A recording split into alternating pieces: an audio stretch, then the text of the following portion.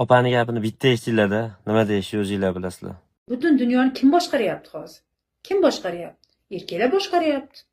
Faqat oilani boshqara olmayapti xolos. Butun dunyoni boshqaryapti.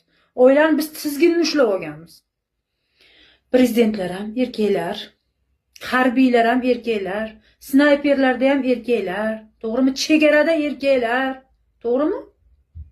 Eng qiyin ishlarda erkaklar, tank mingan erkaklar. Lekin oilada biz shuni buxlashtirib yotibmiz ayollar. Oilani eplay olmasdan erkakka topshirish kerak, orqasida turish kerak. Erkakka topshirish kerak, orqasida turish kerak, tamom. Bilmagan joyini o'rganib turish kerak, bo'ldi.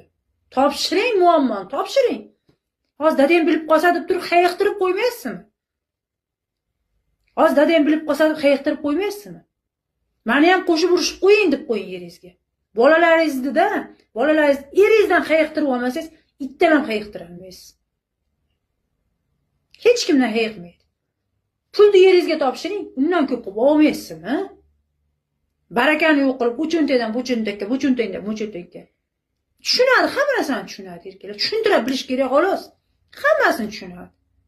Sizga nima hamma g'alvani yelkangizga olib, bozorda ham ishonmasdan, u bolangiz emas, u yeringiz, topshiring hamma narsani, Xudo yozsin. Sizga nima? Butun g'alvani yelkangizga orqalatib qo'ying. Yelkangizda shunday ro'para qilib qo'ying. Hozir dadang kelsa olma deb qo'ying. Bolalar ham siyvoradi. Qora qilib o'tirasiz, o'zingiz dam olib o'tirasizki. Yeringizga yuklab qo'ying hamma narsani. Sizda ham qo'shib urishib qo'ysin bolalarni oldida. Ichkariga kirganda sekin gaplashaverasiz alohida.